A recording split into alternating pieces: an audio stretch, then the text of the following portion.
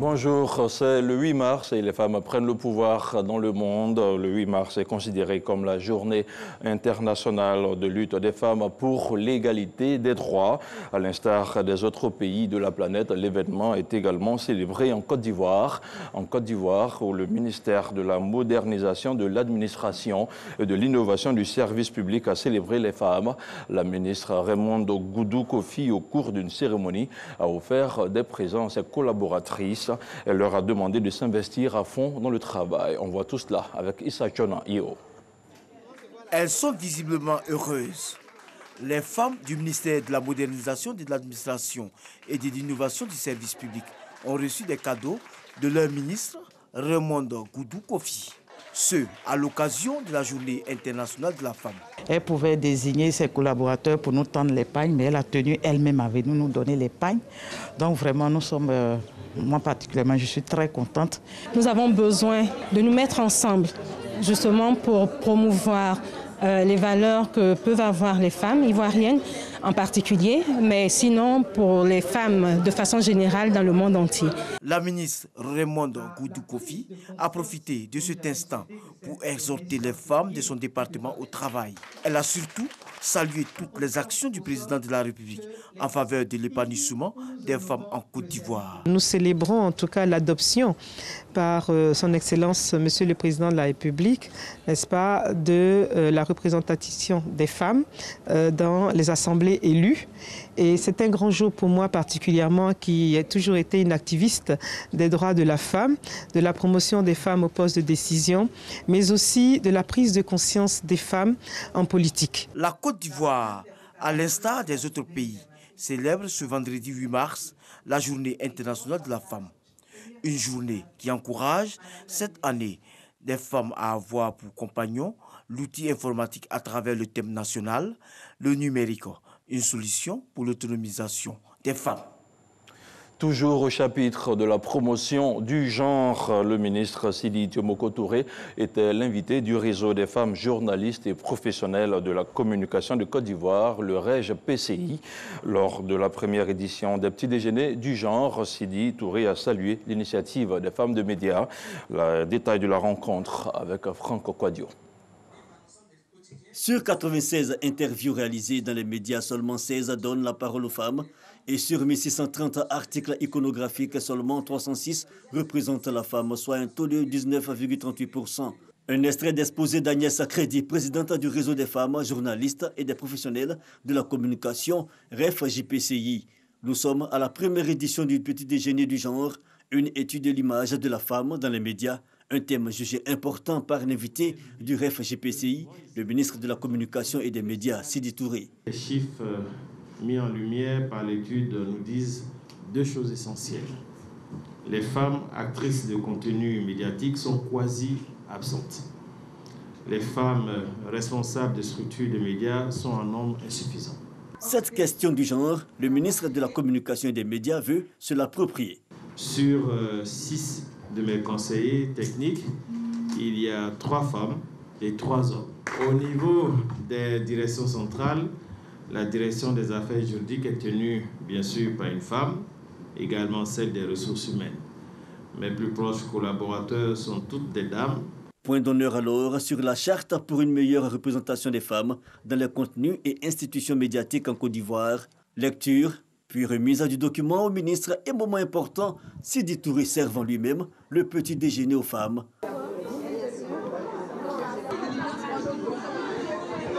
L'initiative du REF-JPCI est appréciée. J'ai été très rassurée ce matin aussi d'entendre qu'au ministère de la Communication, aux postes les plus élevés de conseillers, il y a en fait énormément de femmes. Nous souhaitons de façon mensuelle se retrouver et se former pour pouvoir être vraiment à la hauteur, pour pouvoir être compétitive. Les petits déjeuners du genre, un rendez-vous qui se veut être un événement mensuel.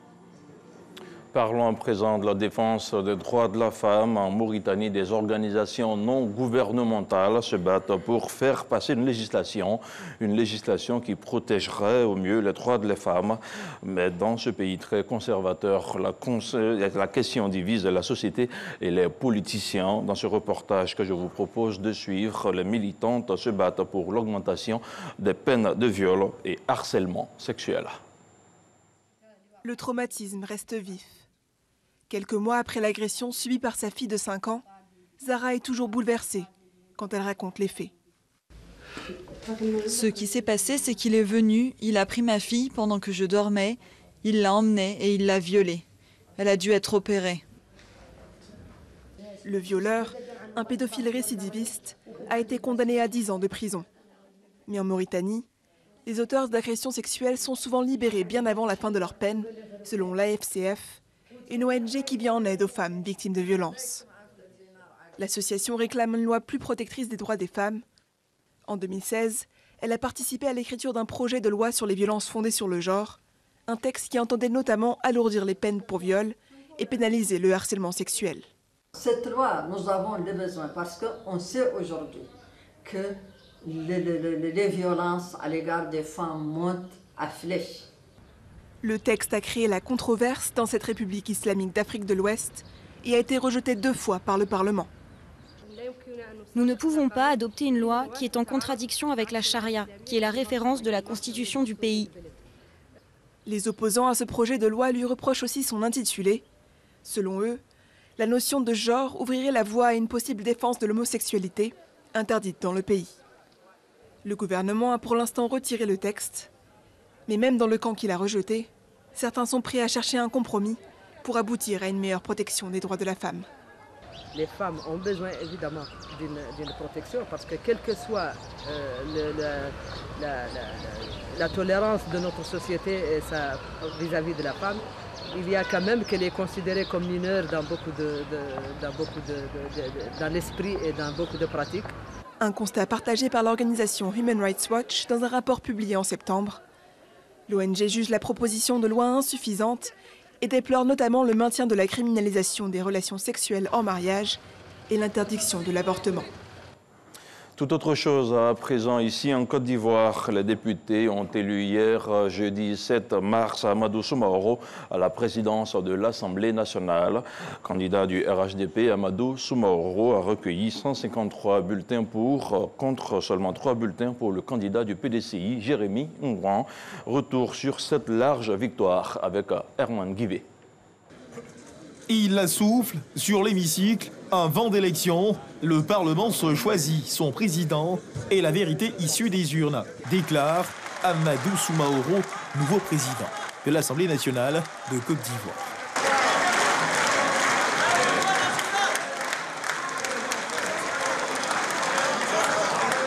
« 153 voix contre 3 pour son adversaire, Ongon Jérémy Alfred, et 2 bulletins nuls. Le nouveau président de l'Assemblée nationale est installé à son fauteuil, reçoit ses nouveaux attributs et sonne sa première clochette. Un premier sonnet de clochette qui ouvre la voie à son premier discours en tant que président de l'institution. Sa vision, œuvrer à la mise en place d'une institution solide. Honorables députés, très chers collègues, je voudrais vous adresser mes sincères remerciements pour l'acte de très haute portée que vous venez de poser devant toute la nation en me portant à la tête de l'Assemblée nationale de Côte d'Ivoire. Je considère ce choix comme l'expression de votre engagement à soutenir et à accompagner les actions que nous entendrons mettre en œuvre dans un esprit d'équipe, dans un esprit d'ouverture et de dialogue fécond, afin de redonner à notre institution toutes ses lettres de noblesse. C'est donc le lieu pour moi de rendre un hommage particulièrement appuyé au chef de l'État pour son leadership gagnant et l'assurer de mon soutien sans faille dans ses efforts inlassables pour la construction d'une Côte d'Ivoire de progrès, d'une Côte d'Ivoire de paix, d'une Côte d'Ivoire de vraie fraternité et surtout d'une Côte d'Ivoire de concorde. Amadou Soumaoro rendra hommage à son prédécesseur pour le travail accompli. 178 députés sur les 255 ont pris part au vote. Le quorum des 127 députés prévus par les règlements du bureau de l'Assemblée nationale étant atteint, chacun des députés présents a pu donc satisfaire à son droit d'électeur. Si les encouragements et les expressions de soutien au nouveau président se multiplient dans la salle, au banc des grands absents, les groupes parlementaires PDCI, RDA, Vox Populi et Rassemblement, raison de cette absence, la décision de l'utilisation de bulletins multiples pour conduire l'élection. Le nouveau président de l'Assemblée nationale, Amadou Soumaoro, lui, s'est engagé à travailler au rassemblement et à l'union au sein de l'hémicycle. Nous ferons cette marche dans la fraternité, dans la solidarité, dans la cohésion et dans un esprit inclusif.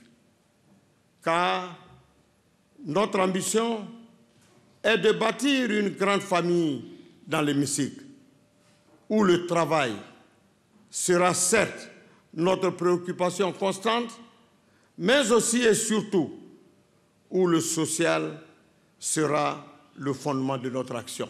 Le vice-président Daniel Kablan-Duncan, le premier ministre Amadou Gon Coulibaly, les présidents d'institutions et diplomates, tous étaient témoins de l'élection d'Amadou Soumaoro en qualité de président de l'Assemblée nationale de Côte d'Ivoire.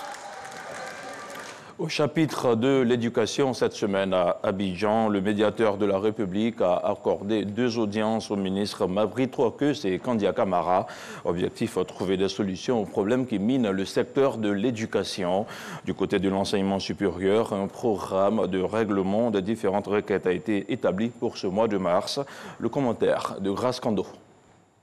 Le ministre de l'Éducation nationale, de l'enseignement technique et de la formation professionnelle chez le médiateur de la République.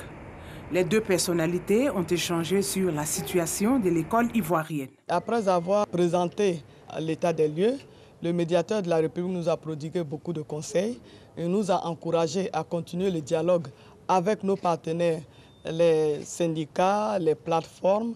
Et il faut aussi dire que le dialogue n'avait jamais été interrompu. Et c'est ce que nous avons expliqué aux médiateurs et que nous sommes engagés résolument dans un cadre de dialogue permanent pour que les préoccupations qui sont posées au sein de notre famille éducative, que ces préoccupations puissent être analysées et que dans la mesure du possible, des solutions soient trouvées. Madame le ministre nous a fait un compte-rendu exhaustif des 37 rencontres qu'elle a eues avec les enseignants. Et nous nous réjouissons des progrès déjà réalisés, puisque certains des enseignants ont déjà repris le chemin de l'école. Nous avons dit à Madame le ministre qu'elle peut compter sur le concours du médiateur de la République pour l'accompagner dans cet effort de ramener la sérénité et la paix dans nos lycées et collèges. 24 heures avant, le médiateur de la République avait aussi rencontré le ministre de l'Enseignement supérieur en vue de trouver des solutions durables aux grèves dans le secteur. Les cours ont repris de manière plus confortable. Les choses s'étaient en réalité pas vraiment arrêtées. Il y avait quelques difficultés quand même, mais aujourd'hui la normalisation est de mise et je voudrais donc saluer la sagesse et le sens donc de l'état des uns et des autres. Donc on continuera de travailler. Nous avons 2 rencontres prévues. La première, c'est le jeudi 14, donc un atelier de l'ensemble des acteurs sur la question des maquettes pédagogiques et des heures complémentaires. Et certainement un peu plus tard, dans quelques semaines, la concertation nationale sur l'enseignement supérieur et la recherche scientifique. Après les ministres Kandia Camara et Mabry Troakeus, le médiateur de la République compte rencontrer également enseignants et parents d'élèves. Un mot d'économie à présent. L'Union nationale des entreprises de télécommunications annonce la suspension des tarifs de transaction mobile money en vigueur depuis le 25 février dernier. Cette décision intervient suite aux échanges entre les principaux opérateurs de télécommunications avec respectivement le ministre de l'économie numérique et de la Poste et les secrétaires d'État en charge du budget et du portefeuille de l'État. Pour rappel, l'Union nationale de télécommunications, Unitel, avait procédé à une augmentation des tarifs des transactions mobile money de 7,2%. Cette mesure était liée à la volonté de l'État de taxer les transactions par mobile.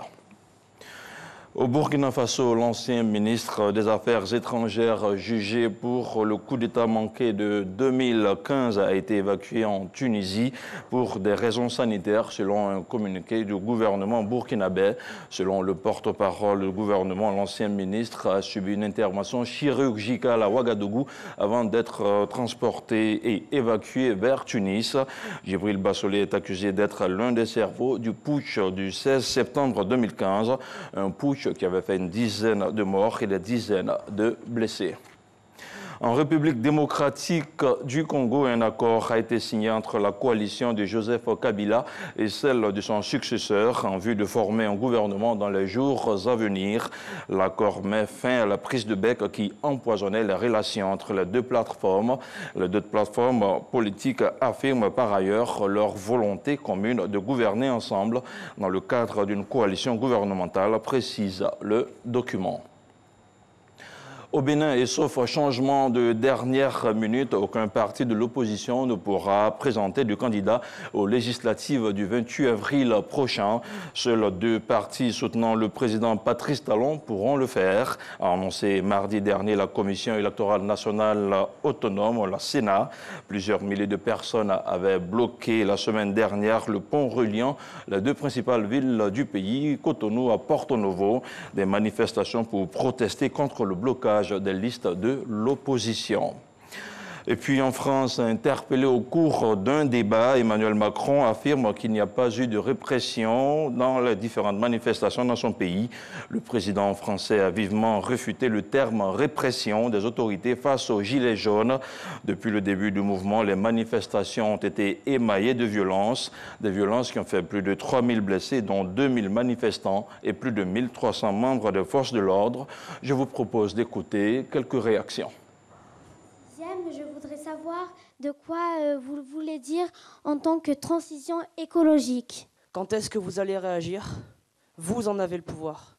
Charlie, tu m'as dit, vous avez le pouvoir d'en sortir du jour au lendemain. Vous avez le pouvoir sur l'épée. Non, pas totalement. C'est suivi le débat pour toutes les raisons que j'évoquais. Moi, si je dis, par exemple, demain en France, plus un pesticide, je dois en même temps pouvoir dire, la France, elle importe plus aucun produit où il y a un pesticide.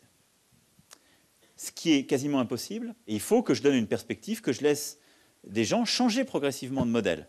Je dois les inciter au maximum à aller le plus vite possible.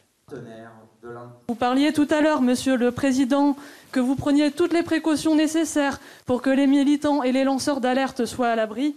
Aujourd'hui, quand on voit les arrestations préventives de manifestants, qu'ils soient écologistes, gilets jaunes ou autres, je ne pense pas qu'on puisse vraiment pouvoir affirmer ça. Madame, vous n'avez pas l'air d'être quelqu'un qui fasse de la violence urbaine. Mais si on se met à tout confondre, si on se met à dire manifester pour ses idées, exprimer ses idées librement dans la rue, c'est la même chose qu'être violent et commettre le pire, à ce moment-là, je vous le dis très simplement, il n'y a plus de cadre démocratique viable.